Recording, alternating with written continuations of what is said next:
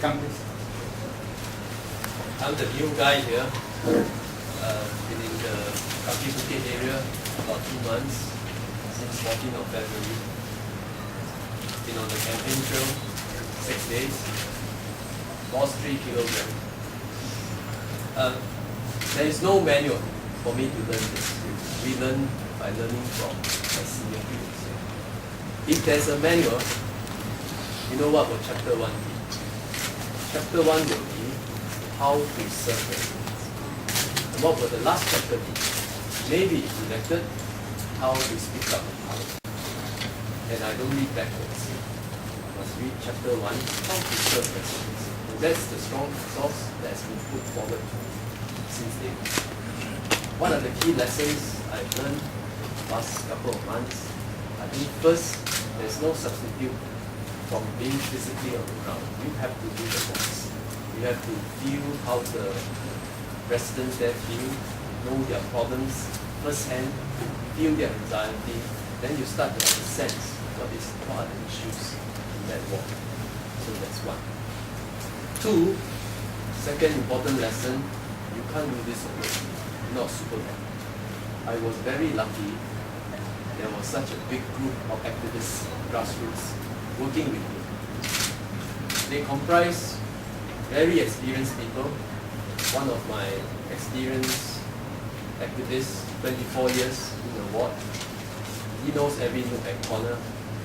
The other day while waiting for the minister to attend the Kaki Bukit Kertai, a group of residents at the void deck grabbed me.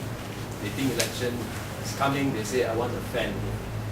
So being a new guy, I say, okay, maybe let me look into it. My 24-year-old activist later came down and told them, no, it's been living there so long, you know, it's already quite noisy. If a fan, more people congregate, it will disturb residents even more. This is the whole hand on the spot, he knows that's not the right position. So I am learning from this kind of teammates in my team. And very luckily, I have a whole team of young activists, most enthusiastic people. Some are studying, some are few years in their job, some are just having babies, but they are volunteering in the grassroots. The NPS session that I've been helming for a few weeks, 2 months or so, is overwhelming. 100 over cases every month. We go home at 2 a.m. And it is really the young activists running the show. They come out with a system, brainstorm all the time, and really I'm relying on the passion and energy of this whole group. This entire group of people, they're not paid, they are purely volunteers. They have day jobs, and they are purely doing it out of passion, but the passion is channeled towards serving the residents. I think that's the key difference. And the grassroots activities are so important. The third lesson is jobs are so important. I think that reinforces a key thing I learned in my work as well. That so many of the residents' problems can be solved if they can find a job, or if their job is not high pay enough, we can recommend them up their skills and get a better job. And so many of their problems will be solved. Which is why recently I linked up with NTUC. We start taking some career services in the community center of Kaki Bukit. At least refer them to the right places so that many of the residents have a channel for better jobs. I think the issue of low wage is a global phenomenon. It's a global phenomenon. Every country faces that problem. Singapore is no exception. Low wage is an issue we have to acknowledge. We've been working on it for many years. My question to the Workers' Party is, what action are you taking? What action have you taken to help low wage workers? Are you going to just talk about it in Parliament, or are you going to work company by company, worker by worker, to help them become higher wage workers? In conclusion, yesterday a resident waited outside our branch at Kaki Bukit for some time. The branch activist told me someone's waiting for you, so I quickly went out and see a middle-aged lady. She told me, Mr. Ong, I've seen you around. I know you are the new guy. You are new, but at least I know you're the new guy. I'm very worried. Who's the Workers' Party new guy? Okay, please go and ask them.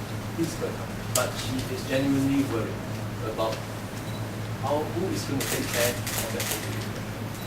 Real lives are at stake here. Designer will now wrap up. Thank you, Richard. A lot has been said already. I don't know whether you still need to hear from me. Maybe it's a privilege of speaking last, you can say the least as well. Maybe it's also, beauty and youth before age. But I want to be fair here. I want to put myself in the position of voters.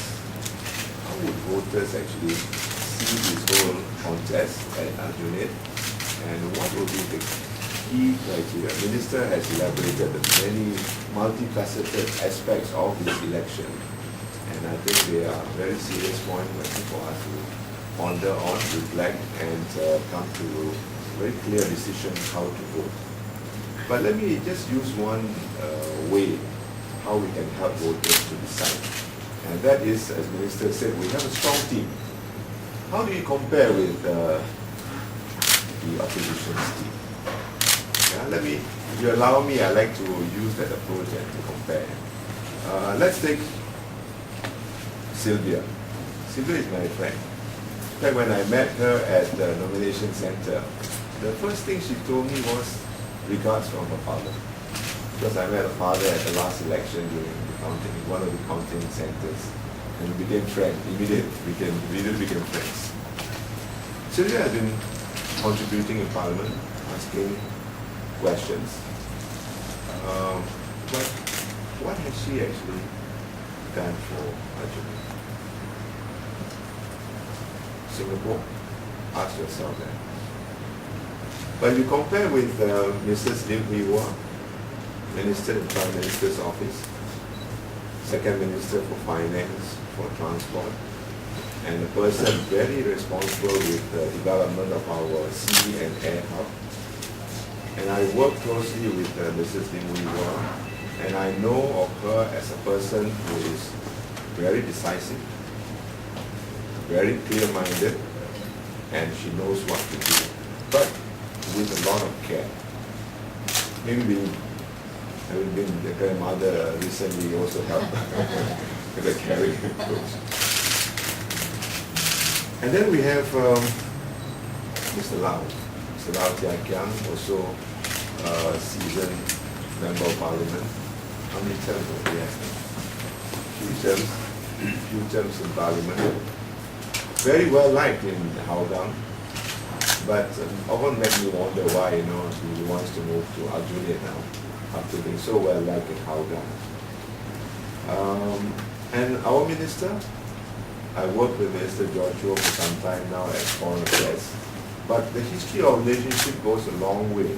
When ministers first started working in Kembangan as a candidate for Kembangan, and I was with the media then, and I could see his sense of purpose and sense of direction for not only for Kembangan but for Singapore as a whole. As a Minister for Foreign Affairs, imagine the road he traveled, whether it's Africa, North Africa, Middle East, East Asia, Southeast Asia, Europe, America, and the kind of track and route which he had to steer in dealing with international relations, opening up the new frontiers for us in diplomacy, and whether it's ASEAN, whether it's APAC, ASEAN, PLAC, practically the whole world. And beyond foreign affairs, in fact, with MTI, Ministry of Trade and Industry, the number of FTAs which we had actually brought to bear for Singapore and many of our trading partners, opening up new wings for our economic development and economic benefits. I think there's a lot more. Health, for example, MICA. In fact, I personally benefited when the minister took me for a walk, I remember, at Arab Street. And it was drizzling, and we Malays believe sometimes when it drizzle, it means good omen. I didn't know actually what minister had in mind then, but later he told me that he wanted to propose the Istana Kampung Glam for our Malay Heritage Center. Those were the seeds which the minister had planted for the formation of the Malay Heritage Centre, which I later became chairman, and we had developed Malay Heritage Centre as a very important part of Kampong Glam city area. So there you can see the contributions and the contrasts. Mr. Pritam Singh, scholarly. He says he has a lot of ideas, but you've got to wait till he's elected, then he will tell you what the plans are. A lot of talk, more talk. Compare that with someone like Cynthia, with all hard work, sheer doggedness at plowing through all the challenges to do with the town council work, GRC development, facilities, social facilities and infrastructure. And I know she is one actually, she's easily one of the most hardworking MPs that we have, not only our GRC but also in Singapore. Very dogged and very determined and very persistent even with some ministers, so you can see. And then of course we have Mr. Chen. I don't know much about him except what I read in the papers. Very credible credentials. In fact, his credentials are even better than many of our ministers. And when I first met him at the nomination center, he was also very gentlemanly, respectful, and but 30 years away from Singapore. Many, I think, Singaporeans would like to ask, does he really understand the ground, Singapore, or Aljunied for that matter? And he comes, look at his history. He hails with father who was a Barisan member of parliament, long time ago serving Singapore. And I think that service to people DNA we can see in Hong Lee Kang. And he comes not only with that kind of vintage, but also the kind of youth. He has history, he has a past which I think we can learn from, but equally important, he comes with the energy, with the youthfulness, and we are looking forward to him contributing in terms of how we can connect better with the young. He comes with a passion, and we can see from the last rally speech he made at Serangoon Garden, lots of sincerity. That's our new candidate. He comes having worked with the Prime Minister as PPS, having worked with MDA, a very key area in terms of skills and redevelopment, retraining and retraining, which is an area very important to our young kids. Now, who else do we have? Oh, one more was Faisal. And even if Faisal is a better person than me, a better candidate than me, I think you can still look at the other four candidates, and I think you will know the answer. The choice is indeed clear. Thank you. And this wraps up our team's presentation. Happy to take questions.